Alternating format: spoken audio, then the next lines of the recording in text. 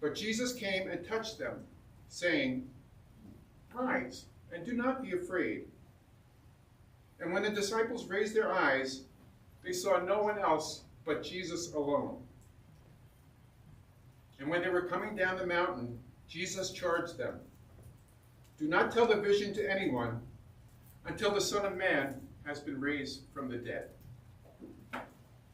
This is the gospel of Jesus Christ. Praise to you, Lord Jesus Christ.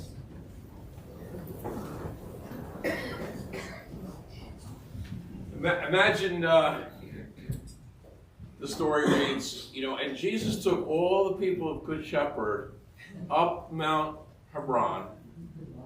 And as they were there, Jesus was transfigured before their very eyes, shining and glimmering. And then all of a sudden, Moses came down on a cloud, and Elijah comes down on a cloud, and then they hear this voice, "This is my beloved Son, listen to him." And then after that, it was all over, and they were walking down the mountain, and Jesus says to all of us, "Keep this under your hat. Don't say anything to anybody." Right? Okay, Jesus. You would not believe it. I'm telling you, but don't say this to anybody else. Oh, wait, I'm getting another call. No. Jesus said, don't say anything to anybody. Deacon Terry said that Jesus said you could tell 5 people each.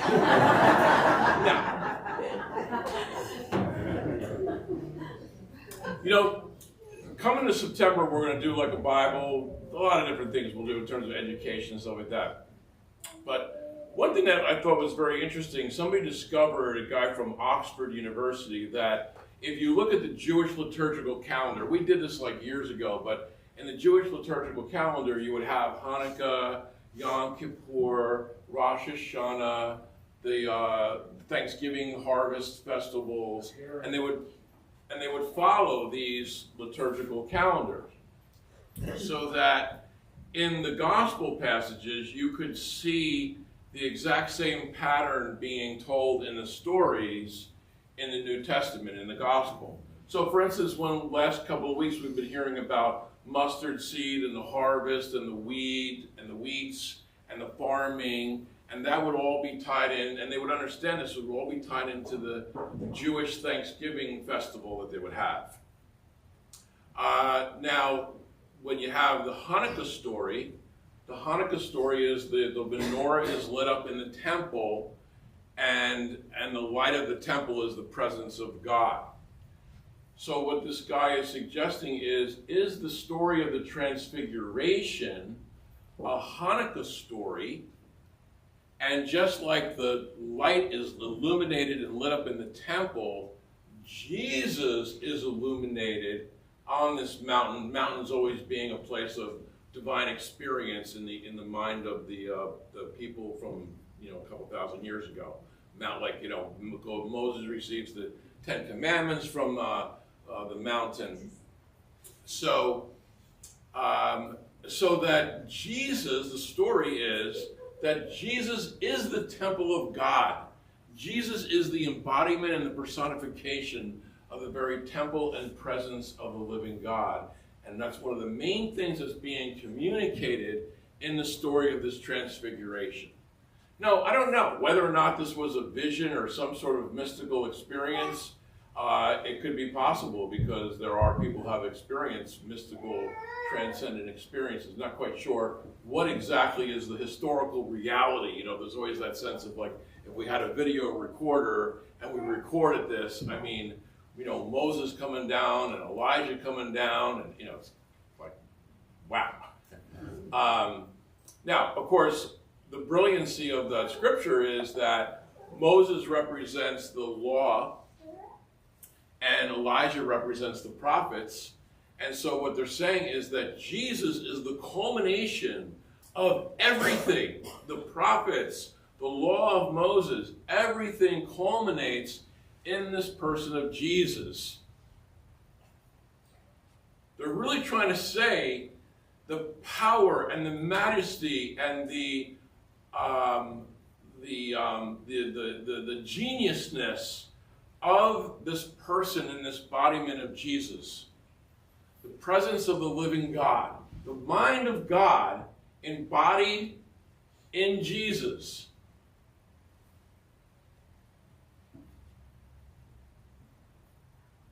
And you hear the words. Listen to him. Listen to him. So we can ask ourselves this morning, do I listen to Jesus? Do I listen to the gospel that he proclaimed? Do I take the gospel that he proclaimed and incorporate it and integrate it into my very being? Am I listening? Right? There's that line. I'm sorry, I can't hear what you're saying. Your behavior is speaking too loudly. So our behavior is a great indicator of whether or not we are listening to Jesus. So I thought we could talk about that for a second. Of course, we're going to talk about it. I get to get some here and talk about it. One of these days we'll have a whole big dialogue. But I had shared with you a story of someone that I know where the families are very together, like, you know, cousins and first cousins and brothers and sisters and everything like that. But something happened where this nephew got married and then they had a gender reveal party. And the other cousins or the other aunt or uncle, they were not invited to the gender reveal party. For whatever the reason, the young couple thought, we're just going to have like the siblings and step-siblings or whatever are going to go to this gender reveal. And I don't know whether they were like, you know, gender reveal party. Who wants to go to a gender reveal party on a Saturday afternoon, you know? Maybe they do. I don't know. Some of us would rather... Anyway, so they didn't go. They weren't invited. So now this lady is so ticked off that when her father had a birthday party, who would be the father of her brother and the grandfather of the nephew, they were not invited. And now they're not talking. Now they're not, nobody in the family's talking.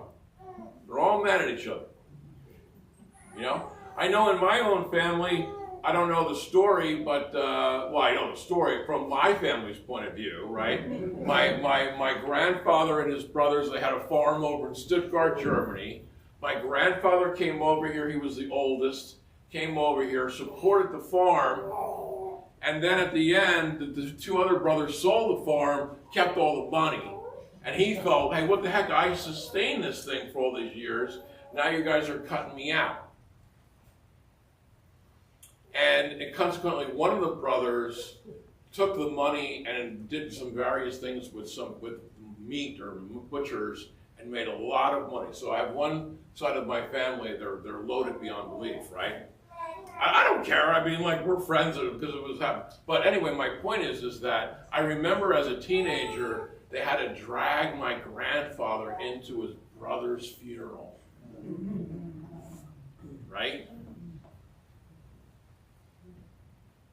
Now, I'm just going to take a risk and wonder whether some of those, that's just like a couple little stories, right? Do you guys have stories like that? Yeah. In your families? Right? So I thought about that thinking, like, we're called as disciples, we read our mission statement, to leave no doubt that we're his disciples. And yet, we have families and we have these issues where who's not talking to who's not forgiving somebody. You know what I mean? So, like, you know, we're meant to be transformed. We're meant to be totally different. The gospel of Jesus Christ flies in the face of such a human tendency. You know, maybe an eye for an eye is more of it. But we're called to like rise above that. Make no mistake about it. That if we're sitting here and we are resentful and bitter and not forgiving and not letting go of something, I mean, we're human beings, but make no mistake about it, Christ is calling you to overcome that, to rise above that. This is my beloved Son. Listen to him. We hear these unbelievable stories about Jesus, but is it like really, how much is it impacting on our living? How much is it transforming the way we are with each other? Remember in The Godfather 3 where the guy who becomes the Pope and then dies, I guess it would have been John Paul I, where Michael Corleone goes to him and they're sitting by this little fountain and the Archbishop takes a stone out of the fountain and he goes, the people are like this. He goes, Christ, the water all around. He cracks the stone. He goes, but the stone inside is bone dry. The water of Christ has not penetrated the stone. Do you remember that? Yeah. Such a great analogy, right? So let's ask ourselves, are we letting the gospel of Christ, this is my beloved Son, listen to him. Are we letting the gospel of Christ permeate and penetrate into our heart, into our being? Now, you know what's interesting is when we grow up as little kids, right, we learn, right, you got like, I don't know, 3 cats and a dog. Which one isn't a cat? Right? 3 tables and a chair. Which one isn't a table? And you start to learn, this and that. This is different than that. I am different from you. We are different from them. We learn that growing up as children. We learn and we get that sense of like our identity. This is me. And I'm not you. And you're not me. And we're different.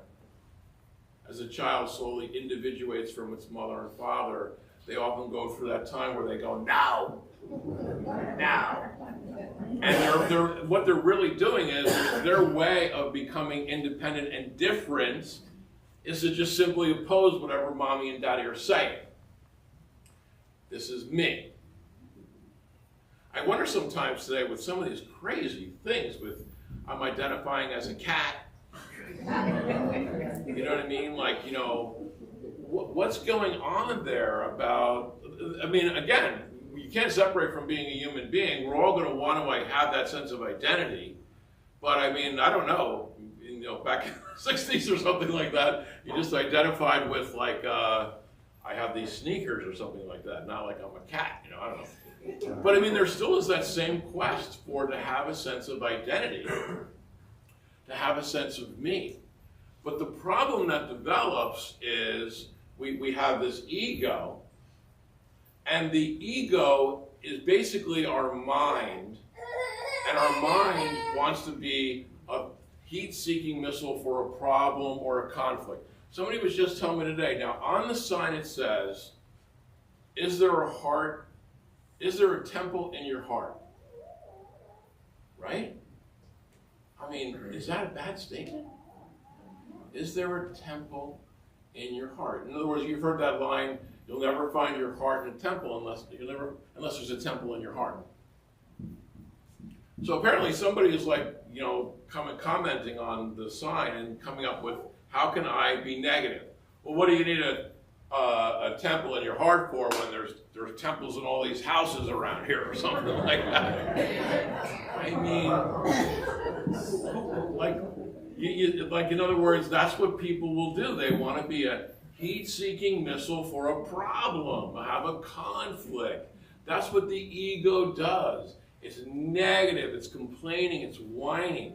In fact, one of the ways a person can feel different is if I can complain about reality, you know what I mean? That's reality, and then there's me over here. A sense of separation.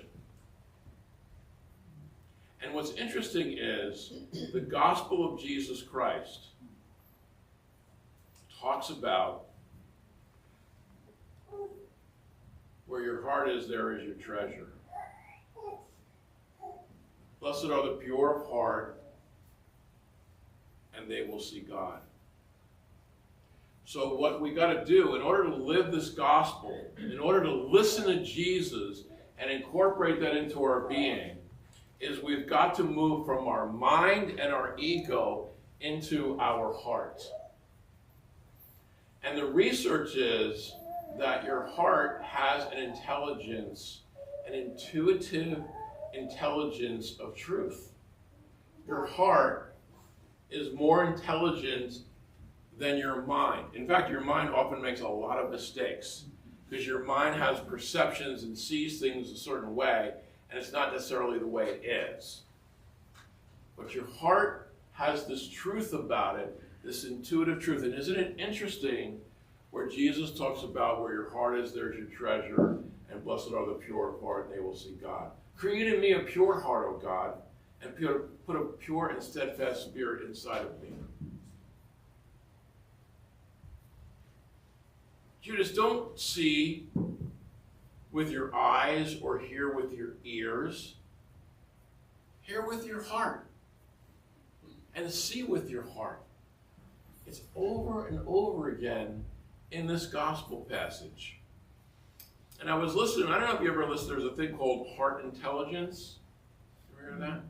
I know I mentioned before where that woman had her heart transplanted, and she started jonesing for the Oreo cookies, and the boy, the heart remembered the Oreo cookie.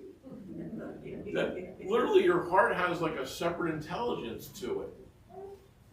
And what I was listening to the other day was that, so when you think of like a vibrational energy, the earth has a vibrational energy to it. This is amazing. The earth has a vibrational energy, and the vibrational energy of the earth is exactly the same as the vibrational energy of love. How cool is that? That God creates this earth. The earth is alive. The earth has an awareness and a consciousness to it, and that same vibrational energy is the energy and vibration of love. So that when we are angry and bitter, and I didn't get invited to the gender reveal party, it's negative. It weakens us. It can make us sick.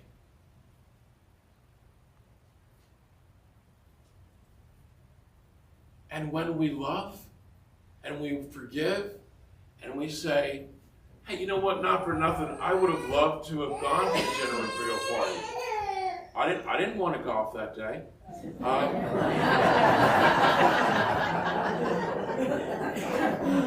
But I respect your wishes. It's your family, and you're having that, and that's fine.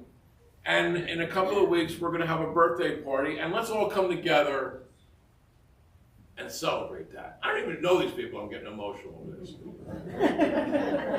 You know what I mean? Like, you could almost feel like when something like you hear that, and you're like, oh, man. And then when you hear like everybody came together and loved and forgave and celebrated a birthday party, I think he was like 87 or something like that, you feel good about it. You don't even know these people. And you feel good about it. Why? Because guess what? Every one of us has this heart of resonance. Every one of us has the same. We're not different. We're all one and we're all together. And what brings us together is this commonality of love.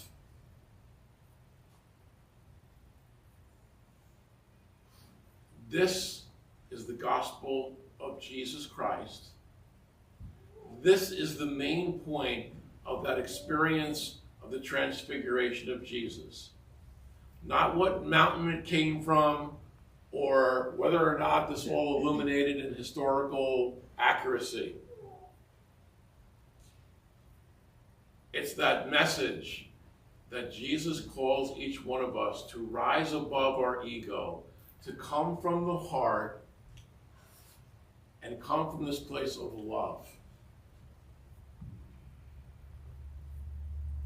That's the gospel.